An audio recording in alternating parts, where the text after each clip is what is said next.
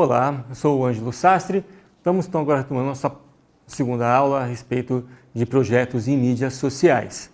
Então, só recapitulando o que nós estávamos vendo no encontro anterior, a respeito dos requisitos mínimos, que teremos para estar desenvolvendo um projeto ou para elaborar de uma forma um tanto quanto mais eficaz ou uma forma mais eficiente um novo projeto. Então, para recapitular, entre alguns quesitos necessários, é importante que eu sempre atenda uma necessidade ou um desejo real do mercado, ou seja, que represente uma solução, que represente algo que vai interessar a esse público em potencial, que o público consiga perceber ou que eu consiga oferecer algo que seja considerado novo ou algo diferente, já que se oferecer o mesmo que já existe, ou tenho concorrentes que podem ser mais eficazes do que eu, ou ter mais tradição, então eu estaria ali numa disputa tanto acirrada, com um diferencial, já consigo chamar atenção, consigo sair um pouco disso e principalmente pensar que esse meu projeto precisa estar atraindo investimentos e que eu só vou conseguir atrair esses investimentos a partir do momento em que eu tiver um potencial de retorno e que pessoas conseguirem enxergar todo o potencial de alcance, o potencial de viabilidade desse meu projeto. Mas além disso, o que é importante a gente pensar também? Tem outros fatores, como por exemplo, pensar em algo que você deseja fazer. Como a gente viu anteriormente, se eu conseguir juntar a minha habilidade com a minha paixão, com a oportunidade de mercado, eu vou ter um tripé bastante eficiente, onde eu vou conquistar situações, eu vou ter a possibilidade de estar trabalhando, de estar atuando com o que eu tenho de potencialidades ou com as forças que eu possuo, para a partir daí conseguir unir forças, conseguir direcionar esforços, ferramentas de uma forma adequada a desenvolver, a alcançar essas metas, esses objetivos que eu estou buscando com o meu projeto.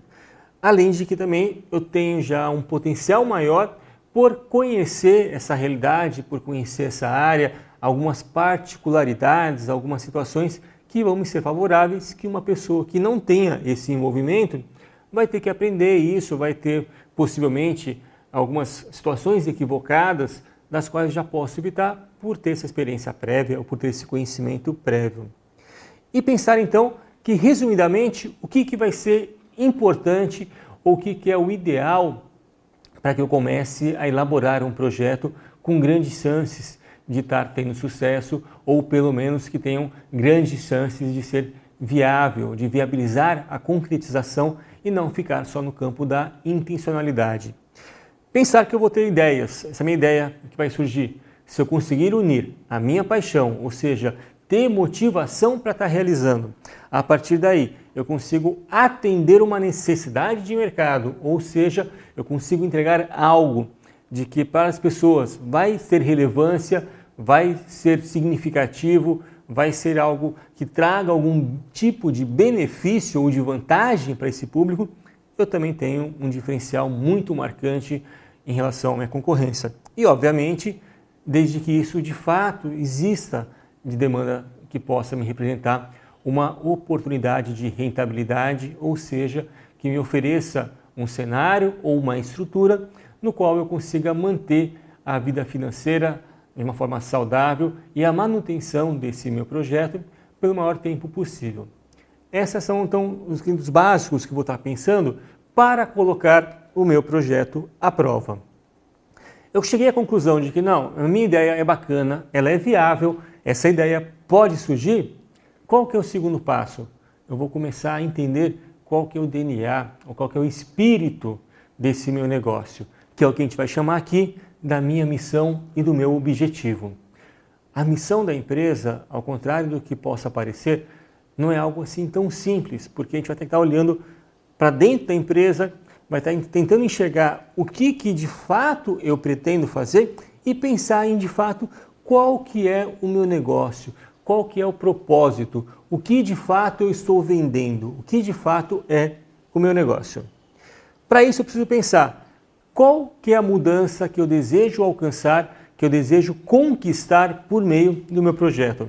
O que eu estou fazendo de diferente ou o que eu estou oferecendo de diferente que ainda não exista no mercado ou que não existe de uma forma tão eficiente, uma forma tão presente, que vai fazer com que as pessoas tenham interesse ou que me deem essa oportunidade, já que tem outros concorrentes que também fazem algo similares ou podem trazer outras ofertas ou outras soluções. Por que o meu vai ser diferente? O que eu vou fazer para estar conquistando, para chamar a atenção desse público? No que o meu projeto vai atrair a atenção das pessoas? Isso eu tenho que pensar na minha missão.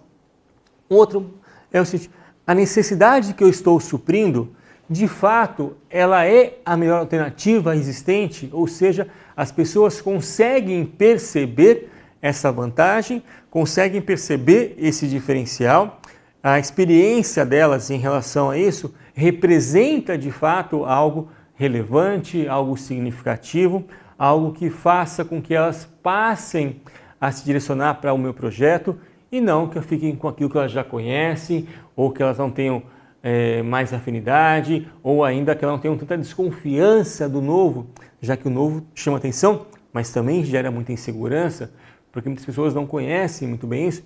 Vamos pensar, por exemplo, hoje, a questão das fintechs, né? Dispensadoras online, bancos online, cartão de crédito online, que não tem uma estrutura física. É algo novo, muito presente no nosso dia a dia, mas muitas pessoas ainda têm desconfiança em relação a elas, justamente porque não tem uma agência física. As sentem inseguras. Pô, espera, eu vou pôr meu dinheiro dentro de um site que não tem uma agência para procurar alguém, não tem um endereço físico onde eu estou vendo ali. Isso é uma questão conceitual que tem que ser trabalhada ainda. Não é todo mundo que tem esse preparo, ou tem esse conhecimento, essa disponibilidade para ter uma conta numa fintech, ela prefere um banco tradicional. Tecnicamente, a gestão é a mesma, mas por ela ver a agência física, ela consegue ter mais credibilidade ou menos desconfiança em relação a um banco físico. Já uma fintech não traria essa mesma sensação, justamente porque ela desconhece como que é esse processo. Então, quando a gente pensa em uma solução, não é só tecnicamente, a percepção do meu cliente, do meu público em potencial, também tem que entender isso como a melhor solução viável ou a melhor alternativa existente neste momento. Então, na minha missão, eu tenho que transmitir esses dois valores. Que é a mudança de onde eu quero alcançar, que é uma coisa interna da minha empresa, do meu projeto, é o espírito do meu projeto, e outro de uma forma que as pessoas consigam compreender, que as pessoas consigam perceber essa alternativa como a mais viável, a mais eficiente ou a melhor entre as possibilidades existentes que ele vai enfrentar. Quando eu estou pensando nisso, eu penso também que a minha missão, meus objetivos, é uma forma de criar o meu compromisso ou de assumir esse compromisso junto ao meu público e aos meus parceiros, fornecedores, parceiros comerciais, equipe envolvida internamente, enfim. Ali eu estou dizendo, olha, a minha empresa, o meu negócio segue essa diretriz, se propõe a esse objetivo, então é isso que eu sou. As pessoas vão entender como que é o método de trabalho, como que é a minha diretriz, como que é a natureza do meu negócio. Então, se eu sou uma empresa mais inovadora, se eu sou uma empresa mais participativa, se eu sou uma empresa colaborativa, se eu tenho uma visão mais ortodoxa ou uma visão um tanto mais conservadora, ali já estou mostrando quem eu sou. É a minha imagem institucional que vai estar coincidindo com a minha prática. Por exemplo, o Google, no campo de visão das pessoas que trabalham, né, é um paraíso, porque eu não tenho nada para entrar, eu tenho distrações ali ao lado, posso ficar jogando videogame, eu posso jogar um ping-pong, tem comida à vontade, eu faço o que eu quero. Mas o Google que ele trabalha, de fato você tem liberdade de atuação, só que você tem prazos a cumprir. Então, desde que você cumpra os seus projetos dentro do prazo e me entregue dentro do prazo, é você quem vai estar se organizando. Não são todas as pessoas que têm capacidade de organização para trabalhar no Google. Então, mas eu já conheço, se eu quero trabalhar no Google, é assim que ela trabalha, é assim que a diretriz, é assim que a missão dela, ela me dá uma liberdade de atuação, mas eu tenho uma responsabilidade muito grande de entregar resultados no prazo. Então, a partir dali eu consigo entender como que funciona e verifico se eu me adapto ou não àquela realidade. No consumo é a mesma coisa. A minha missão é dizer, a minha empresa oferece tal produto dessa forma. quanto mais pessoas eu conseguir encaixar nessa minha estrutura de pensamento, de ação, maior vai ser essa minha identificação ou esse meu compromisso com esse público. Pensar que aquilo ali é a razão do meu trabalho, ou seja, o que me motiva a produzir ou a oferecer um produto ou um serviço daquela forma. A minha missão tem que traduzir isso. Ela vai explicar muito bem essa situação. Vamos pensar.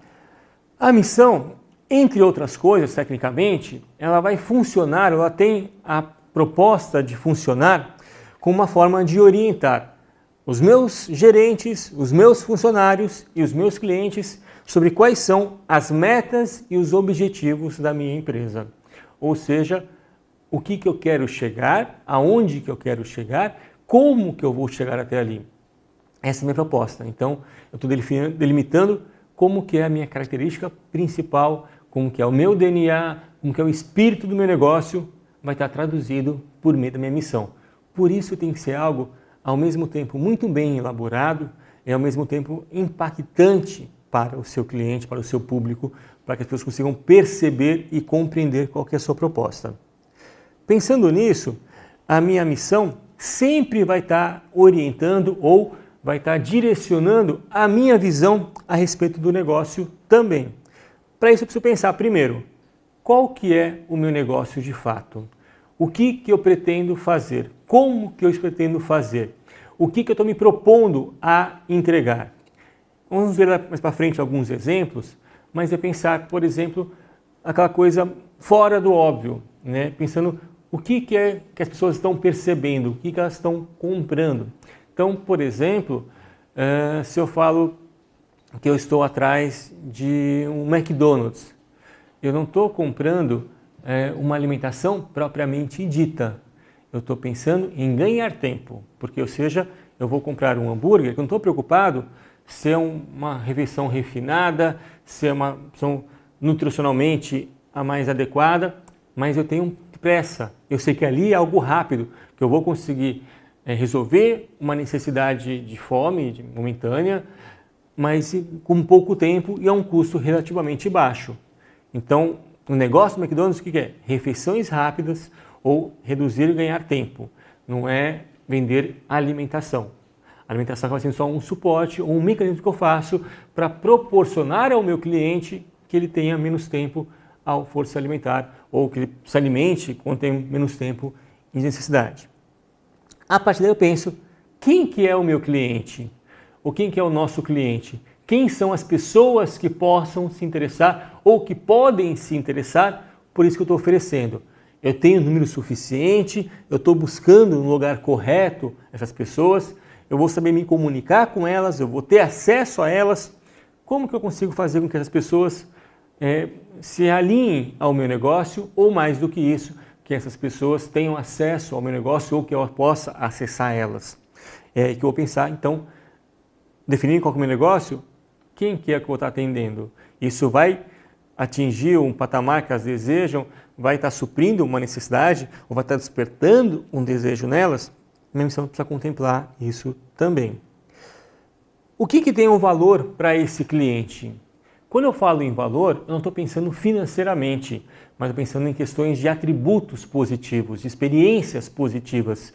O que esse meu cliente valoriza, o que esse público em potencial acha que é importante, o que é relevante para ele, o que faz com que ele se disponha a acessar a minha oferta, já que eu tenho outras opções ao redor dele. Então, como que eu consigo gerar esse valor ou me alinhar a esse valor do público-alvo para que eu consiga estar no mesmo patamar e possivelmente estar acolhendo ele ou ofertando algo que para ele seja significativo. Nesses 3 tópicos de qual que é o meu negócio, quem é o meu cliente e o que tem valor para esse cliente, então eu começo a repensar ou a reavaliar a minha ideia. Ou seja, como que será o meu negócio? Com essas informações, muitas vezes eu posso perceber que a minha ideia inicial não era tão viável assim, que eu tenho que fazer alguns ajustes.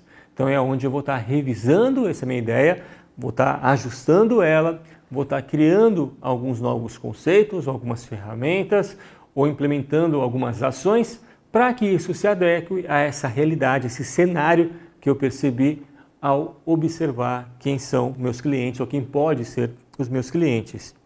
E a partir daí eu penso então, tá, eu consigo atender essa necessidade, essa demanda, me comporto ali, mas para que eu seja um passinho acima, um nível acima disso, que eu tenha um diferencial, que eu seja algo que vai chamar atenção de fato, o que eu posso oferecer a mais? Ou seja, como deve ser o meu negócio, como deveria ser o meu negócio, se eu fizesse algo que vai estar surpreendendo, aumentando a satisfação, aumentando o interesse dele, o que eu posso jogar a mais de diferencial para que eu seja uma sensação de opção única, alternativa mais viável ou mais relevante para esse cliente. Então eu sempre vou tentar dar um passo a mais também. Então, recapitulando rapidamente, eu parto da minha ideia, entendendo ou tentando buscar informação do que é o meu negócio. A partir daí, eu começo a pensar em como que vai ser ou quem que vai ser o meu cliente. A partir do cliente, o que tem valor para ele. Por isso tudo, eu vou reformular e penso como que será o meu negócio com base nas informações anteriores, para a partir daí criar um diferencial e pensar em como pode ser ou como deveria ser o meu negócio. Para a gente pensar um exercício bem rápido, vamos tentar fazer isso em conjunto, algo que todo mundo conhece, né? O Google, todo mundo entra no Google, você tem certeza de que entre os buscadores, ele é o mais visitado, é o mais comum, virou até já quase que uma gíria, né? Se vou dar uma googada, eu vou entrar no Google, procura no Google, é uma referência para buscar informação. Qual que seria então a missão do Google? Ou qual que deve ser a missão do Google? Como que eu consigo enxergar no Google aquilo que ele oferece de uma forma que me tenha relevância? Simplesmente a missão do Google é reunir todas as informações do mundo em um único lugar. E a hora que eu ou que vocês entram no Google fazer uma pesquisa, você tem essa sensação de que o que eu procurar, o que eu necessitar, eu vou conseguir achar numa busca por meio do Google. Isso é a visão do cliente para a empresa. E como que essa missão impacta internamente dentro do Google? Todos os projetos desenvolvidos pelo Google ou em parceria com os seus colaboradores ou com outras instituições, com outras empresas, têm no DNA esse propósito, oferecer informações de uma forma confiável, de uma forma eficiente e rápida. Então, por exemplo, temos o Google, no qual nós conhecemos, como o buscador.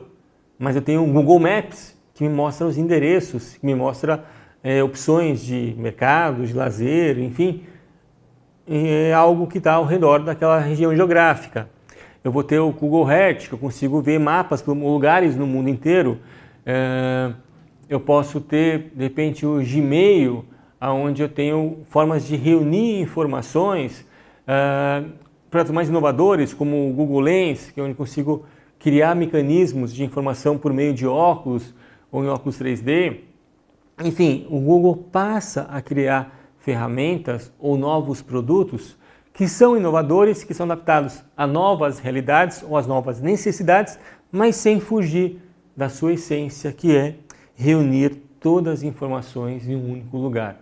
Ou seja, quando eu procuro o Google ou qualquer estratégia, produto ou serviço que o Google me oferece, é porque eu tenho uma referência de que é um potencial de credibilidade e de eficiência que vai me trazer a informação adequada no menor tempo possível ou de acordo com a minha necessidade. Um outro exemplo para a gente fazer essa missão. Quando a gente fala, por exemplo, da Disney, todo mundo conhece a Disney, né, os seus personagens, o seu parque temático, das histórias infantis. Qual que é a missão da Disney? O que a Disney se propõe a entregar em termos de valor, em termos de relevância para os seus clientes? Fazer as pessoas felizes.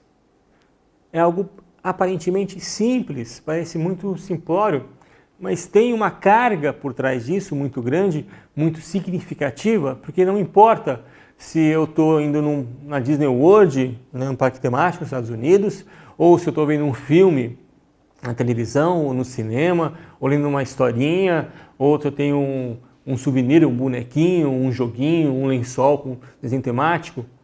não importa como que eu vou acessar esse universo da fantasia, mas eu vou estar me permitindo ser feliz por algum momento, não importa qual que é a dimensão, se é algo muito duradouro, se é algo muito rápido, mas eu estou me permitindo a ter um acesso a esse sintoma de felicidade, essa percepção de felicidade, por uma recordação afetiva, por uma memória afetiva que eu vou produzindo, por estar compartilhando isso com alguém, por ter... A Disney quer que eu seja feliz de qualquer forma, seja comprando um bonequinho que custa muito barato, ou seja, ter uma experiência única visitando a Disney, onde eu vou poder vivenciar do lado do Pateta, da Minnie, do Pluto, do Mickey, vou voltar a ser criança, não importa se eu tenho 100 anos de idade ou se eu tenho 5 anos de idade. A sensação, a experiência que isso vai me provocar, vai me trazer essa sensação de felicidade.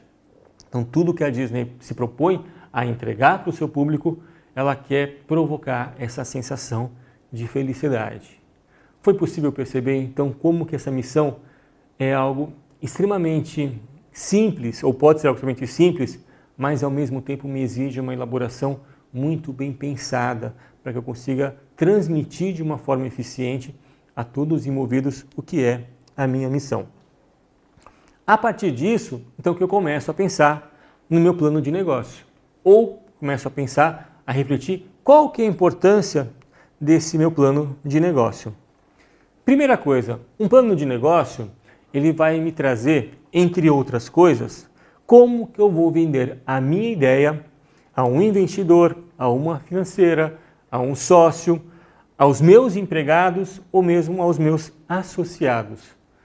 Talvez fique muito fácil entender os investidores ou financeiras ou sócios, já que eles estão colocando ali dentro também parte de recursos do qual eles querem, obviamente, ter uma lucratividade com isso, querem ter uma participação maior, e quanto mais seguro for o maior potencial de lucratividade, mais interesse vai ter para eles em relação a isso.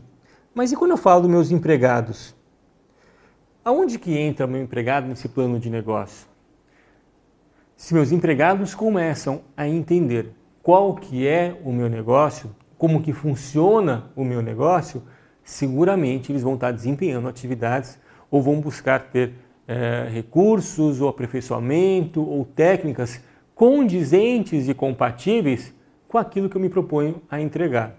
Agora, se o meu empregado não entende o que é o meu negócio, dificilmente ele vai ter um bom desempenho ou ele vai ter uma participação efetiva, por mais boa vontade que ele tenha. Porque eu só consigo compartilhar, eu consigo ajustar, consigo ser eficiente com as coisas da qual eu acredito ou da qual eu domino. Se eu não consigo entender a lógica, não tenho qual é o propósito do que eu estou fazendo, eu vou ter uma atuação muito limitada. Se a gente fosse lembrar daquele filme de Charlie Chaplin, em tempos modernos, onde fica aquele funcionário apertando o parafuso sem parar na máquina, que acaba sendo empurrado para a máquina, se eu contrato uma pessoa só para apertar o parafuso, na visão dela, o trabalho dela é apertar o parafuso. Para que aquele parafuso precisa ser apertado, ela não tem a mínima ideia. Então pode ser que algum dia ela está mais cansada, não aperte de uma forma tão eficiente, ou que demore mais para apertar esse parafuso, ou que não consiga ter nenhum estímulo porque não entende para que serve aquele parafuso. Ela entende, aquele mecanismo vai desencadear outros processos. Para lá, no final, aquela ação aparentemente simples, ser fundamental para manter, por exemplo, a estrutura de uma máquina, a estrutura de um carro, a eficiência, a segurança de um carro, um parafuso mais frouxo pode pôr em risco a vida de alguém, talvez ele tenha assim mais empenho e se sinta mais orgulhoso de estar apertando um parafuso. Tá? Isso que é importante, então, que o meu funcionário conheça o meu plano de negócio, conheça quais que são os objetivos.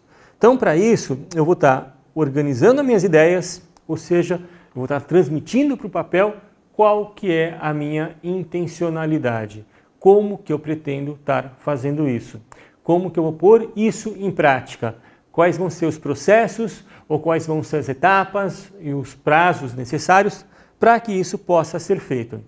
Eu consegui idealizar esse meu roteirinho de ações ou de necessidades, tanto em termos do que vai ser feito, do que eu vou precisar para realizar isso, eu vou estar fazendo o quê? Eu vou avaliar se eu tenho os recursos necessários para isso. Ou seja, o que eu possuo momentaneamente, o que eu tenho à minha disposição e o que eu vou precisar buscar em algum momento, ou se é algo que eu posso buscar só lá na frente, algo que eu preciso para agora, é algo que eu vou precisar só por um momento, é algo que eu vou precisar de uma forma mais prorrogada. Enfim, eu vou avaliar o que eu tenho à minha disposição para poder concretizar essa ideia. O que eu vou precisar de estrutura, de apoio, de prazos, de localidade para resolver isso.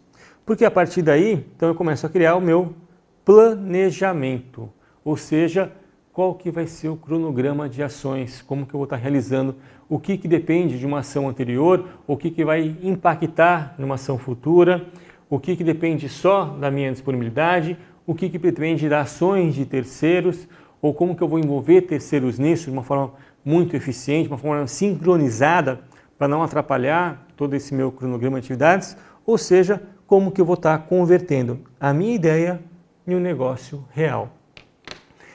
Voltando novamente, não adianta eu ser uma pessoa bem intencionada, ser uma pessoa muito criativa, se eu não conseguir concretizar isso de uma forma que impacte as demais pessoas. O meu projeto, ele não pode ser uma coisa só no campo teórico, tem que ser algo possível, tem que ser algo mensurável, algo que eu consiga perceber e a partir daí poder avaliar se eu estou no caminho certo ou não. Para isso que funciona um plano de negócios, onde eu vou pegar a minha ideia, eu vou colocar ela dentro de uma estrutura de processos que são viáveis, eu vou começar a identificar quais são as minhas necessidades financeiras, físicas, de apoio técnico, de pessoal, operacional, a parte de infraestrutura. A partir daí, eu começo então a pensar como que essa minha organização vai estar funcionando, ou seja, qual que é esse cronograma, qual que vai ser a linha de que isso vai ser produzido, ou que é necessário que isso seja produzido, para a partir daí então eu conseguir concretizar todas essas minhas etapas. Tá? Não adianta eu ficar achando que só ter uma boa ideia e talvez dinheiro para colocar isso em prática que vai ser suficiente. Não. Porque o meu plano de negócio, ele vai além. Ele não pensa somente na minha implantação. Ele pensa também na manutenção desse meu projeto, ou seja, na sustentabilidade desse meu projeto. Isso quer dizer o quê? Que eu monto um plano de negócio já vendo quanto que eu vou ter de lucro no dia seguinte? Não. Eu posso ter criar um plano de negócio, que é algo muito comum, pensando que por um certo período, de repente pode ser 1 ano, 2 anos, tem negócios que vão até 10 anos, que eu não vou ter lucro nenhum. Eu vou estar só reinvestindo, eu vou estar só pensando, porque lá na frente, depois de um certo prazo, aí eu passo a ter então lucros para isso.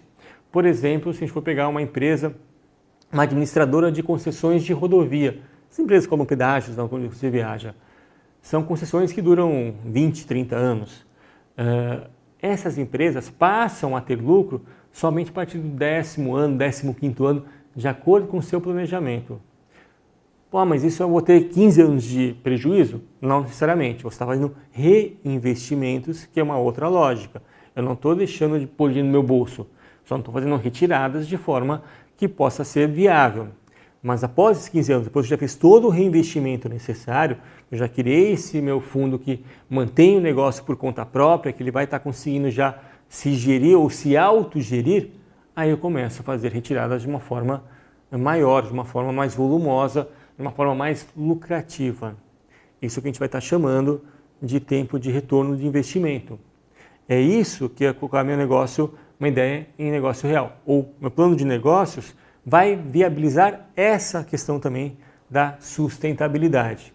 Por isso que é muito importante, só a gente ficar falando um pouquinho, eu ter todas as informações a respeito de como que eu posso estar atuando ou como que eu devo atuar em busca dessas informações, em busca desses cenários e mais do que isso, como que eu consigo transmitir isso para a equipe que está junto comigo, para os meus sócios, para os meus investidores, para as pessoas que vão me financiar, daí, enfim, para o público de uma forma geral, para que eu consiga estar me alinhando junto a eles e que meu projeto consiga ser implementado de uma forma eficiente e de uma forma bastante sustentável, que se mantenha ao longo do tempo.